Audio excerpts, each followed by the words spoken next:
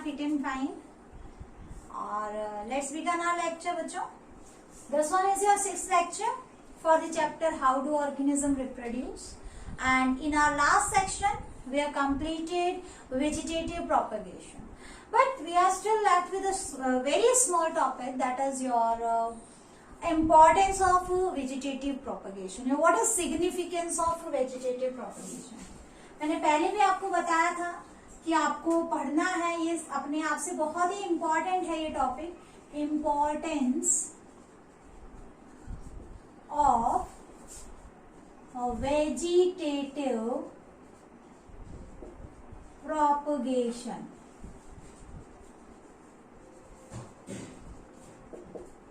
Importance of vegetative propagation. क्या क्या ऐसे सिग्निफिकेंस है, क्या क्या ऐसी अच्छी बातें हैं वेजिटेटिव प्रोपगेशन में जो आपके मोड ऑफ रिप्रोडक्शन को इजी बना रही है. तो देखो, सबसे पहली बात, it is very fast mode of reproduction. ठीक है, फास्ट मोड ऑफ रिप्रोडक्शन. कैसे? देखो, अगर आप क्या कर रहे हो, सीड बनने का इंतजार करोगे. ठीक है भाई, प्लांट में पहले फ्लावर आएंगे, फ्लावर आने के बाद फ्रूट्स आएंगे, फ्रूट्स के बाद फ्रूट्स बनेंगे तो सीड्स बन रहे हैं. ठीक है ना, और फिर वो सीड्स आप जो है उसको लोगे, फिर आप उनको लगाओगे. ठीक है, फिर भी आप सीजन का वेट करोगे, सीजन के अकॉर्डिंग फिर जो है वो स्प्राउटिंग होगी और अल्टीमेटली आपको प्लांट मिलेगा. तो काफी टाइम लग जाता है. बट वेजिटेटिव प्रोपगेशन में क्या है, जस्ट आपने प्लांट का पार्ट लिया, उसे लगा दिया, नया प्लांट आ गया. ठीक है ना, तो it is very fast mode of reproduction. ठीक है, दूसरा देखो, अगर हम बात करें, कुछ ऐसे प्लांट भी है जहां सीड नहीं बनते, जैसे कि आपका बनाना. हाँ, ठीक है ना, तो ऐसे प्लांट जिनको आप कह सकते हो seedless plant, they can easily grown by vegetative propagation. Okay, तो seedless plant can be grown. Seedless plants can also be grown. ठीक है, सीडलेस प्लांट को भी हम आसानी से ग्रो कर सकते हैं. ठीक है, इसके अलावा और क्या फायदा है इसका? देखो, वेजिटेटिव प्रोपगेशन से आपको क्या मिल रहा है, जैसा पेरेंट है वैसी की वैसी ऑफस्प्रिंग. भाई, आपने प्लांट का पार्ट काटा और लगा दिया, उसमें क्या रिकॉम्बिनेशन ऑफ कैरेक्टर्स हुए? क्या मैटरनल पैटर्नल जीन मिक्स हुए? कुछ मिक्स नहीं हुआ. तो मान लो आपके पास किसी प्लांट में बहुत अच्छा कैरेक्टर है और आपको वो जनरेशन आफ्टर जनरेशन चाहिए, तो आप डायरेक्ट वेजिटेटिव प्रोपगेशन यूज कर रहे हो, तो उस कैरेक्टर पे कभी कोई इफेक्ट नहीं पड़ेगा. वो कैरेक्टर एज इट इज आपके पास जनरेशन आफ्टर जनरेशन आपको मिलता रहेगा. मान लो कोई आपके पास ऐसा मैंगो ट्री है, ठीक है, जिसका जो मैंगो है बहुत ज्यादा स्वीट टेस्ट है और बहुत ज्यादा पल्पी है. ठीक है ना, तो वो आपको हर बार आपको वैसा ही चाहिए, तो आप क्या करो, बार बार उसकी जो है ग्राफ्टिंग कर दो, है ना. तो इस तरीके से, जैसे गुआवा है बहुत अच्छा है आपके पास, तो आप रूट लगा दो उसकी जगह जगह. स्वीट पोटैटो है बहुत अच्छी वेराइटी की है, तो आप उसकी रूट रख सकते हो, उसको बार बार प्लांट करते रहो.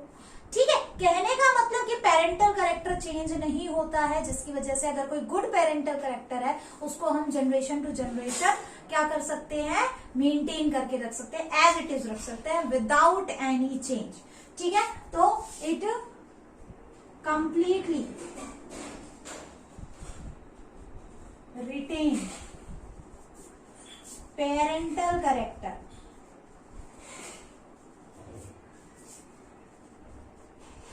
इन नेक्स्ट जनरेशन. आई बात समझ में? एक जनरेशन से दूसरे जनरेशन में पेरेंटल कैरेक्टर बिल्कुल ऐसे रहते हैं, दैट इज नो रिकॉम्बिनेशन. आई बात समझ में? ठीक है ना, तो इस तरीके से क्या है, these are certain importance of vegetative propagation. ठीक है, इसके साथ साथ देखो, एक ही प्लांट से आप बहुत सारी प्रोजेनी ग्रो कर सकते हो, है कि नहीं? ठीक है ना, तो single plant can be used, single plant can be used to produce sorry, a large number of offsprings. Offsprings. आई बात समझ में? ठीक है, large number of offspring produce करने के लिए हम एक सिंगल प्लांट का यूज कर सकते हैं। तो दीज आर सर्टेन इंपॉर्टेंस कह लो या सिग्निफिकेंस कह लो वेजिटेटिव प्रोपगेशन। ठीक है, अब अगर कोई आपसे पूछ ले इसके डिसएडवांटेज क्या है, एक बार स्क्रीनशॉट ले लो इसका। ठीक है, आपसे कोई पूछ ले कि डिसएडवांटेज क्या है, तो सबसे बड़ा डिसएडवांटेज ये है कि अगर कोई पेरेंटल कैरेक्टर, ठीक है ना, अगर कोई पेरेंटल कैरेक्टर अच्छा नहीं है तो वहां पे कोई भी रिकॉम्बिनेशन नहीं होती, कोई वेरिएशन नहीं आती। आपने पढ़ा है जितनी वेरिएशन आएगी सर्वाइवल रेट उतना ही ज्यादा अच्छा होगा। ठीक है, no variation means no evolution. ठीक है ना, तो अगर आपसे कोई पूछ ले कि व्हाट इज डिसएडवांटेज या what are disadvantages of vegetative propagation, ठीक है, क्योंकि हम हर चीज के दोनों पहलुओं को देखते हैं। ठीक है, अच्छी चीजें भी देखेंगे और बुरी चीजें भी देखेंगे। तो what are disadvantages of vegetative propagation? तो पहला मैंने क्या बताया कि यहाँ पे क्या नहीं होता है, मिक्सिंग ऑफ कैरेक्टर नहीं होता। ठीक है, मिक्सिंग ऑफ कैरेक्टर नहीं होगा तो कोई वेरिएशन नहीं आएगी, और जब कोई वेरिएशन नहीं आएगी तो ऑब्वियसली क्या नहीं होगा, चेंजेस नहीं आएंगे, एवोल्यूशन नहीं होगा, सर्वाइवल रेट डिक्रीज हो जाएगा। Since there is no recombination of parental characters,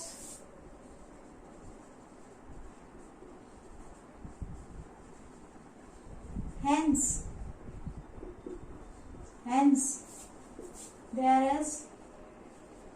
there will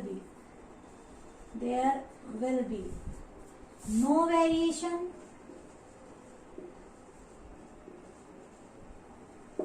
ठीक है, they means they didn't help, didn't की जगह doesn't help, they doesn't help in evolution and have comparatively less survival rate, less survival rate. ठीक है, अब यहाँ पे देखो मैंने आपको हर चीज करवा दी है, बट फिर भी कई बार क्वेश्चन को थोड़ा सा मोल्ड करके दे देते हैं। मैंने आपको एडवांटेज डिसएडवांटेज सारे करवाए हैं वेजिटेटिव प्रोपगेशन के।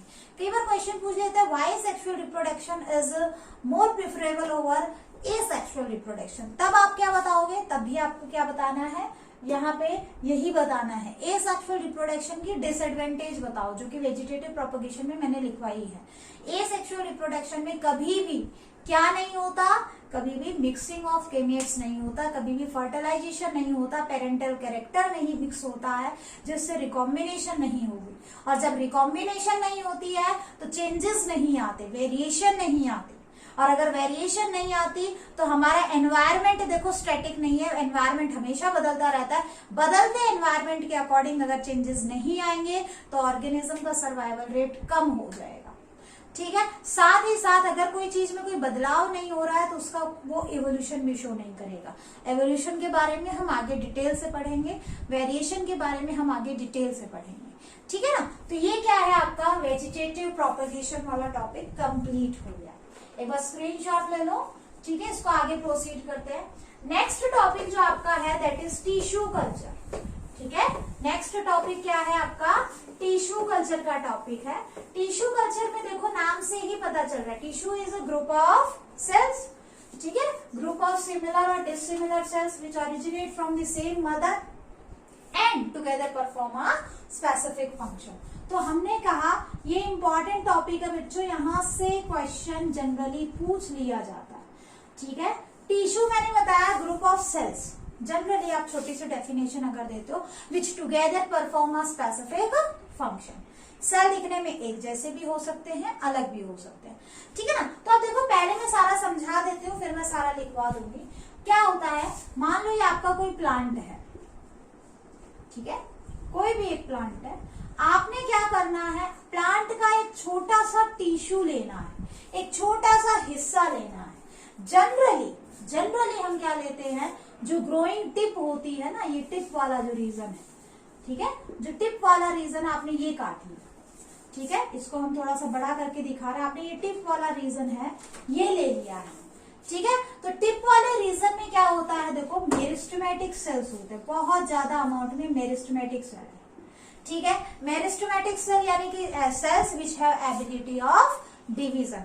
ध्यान रखना मेरिस्टेमेटिक ही लेना है। अगर आप डिफरेंशिएटेड सेल ले लोगे तो वो ग्रो नहीं करेगा, उसके अंदर सेल डिवीजन की एबिलिटी नहीं है। परमानेंट टिश्यू आपने ले लिया, परमानेंट सेल, जैसे आपने लीफ ले ली, ठीक है, लीफ ले ली या स्टेम ले ली या रूट ले ली, ठीक है ना। टिप वाला हिस्सा नहीं लिया, बीच का हिस्सा ले लिया, तो वहां पे देखो मेरिस्टेमेटिक टिश्यू हो भी सकते हैं और नहीं भी हो सकते। तो जनरली मेरिस्टेमेटिक टिश्यू वाला पार्ट, जहां पे आपने मेरिस्टेमेटिक बेटा 3 जगह पढ़े हैं, एपिकल, इंटरकैलरी, लेटरल, आप तीनों में से कोई भी ले सकते हो, ठीक है ना। इंटरकैलरी कहाँ मिलेंगे आपको, नोड्स वाले एरिया में मिलेंगे, आप ये भी ले सकते हो। मेरे कहने का मतलब आपको मेरिस्टेमेटिक टिश्यू लेना है, लेकिन जनरली नोड वाले एरिया भी नहीं लिए जाते। क्यों, क्योंकि देखो जो टिप वाला रीजन है, यहाँ पे वायरस का इन्फेक्शन कभी नहीं मिलेगा। मान लो आपका पूरा का पूरा प्लांट इन्फेक्टेड है, फिर भी टिप वाला रीजन में कभी कोई डिजीज नहीं मिलेगी, वायरस तक नहीं मिलेगा, ठीक है ना। कहने का मतलब अगर आपको वायरस फ्री प्लांट उगाना है, ऐसे प्लांट से जिसमें वायरस पहले से है, तो आप उसकी मेरिस्टम ले लो, आप उसका एपिकल मेरिस्टम, टिप वाला हिस्सा, टिप पे जो मेरिस्टम है वो ले लो। अब इसमें क्या सेल्स है आपके, कैसे सेल्स है, मेरिस्टेमेटिक सेल है, और इनके अंदर एबिलिटी है टोटीपोटेंसी। टोटीपोटेंसी का मतलब क्या होता है, इनके अंदर कौन सी एबिलिटी है, टोटीपोटेंसी।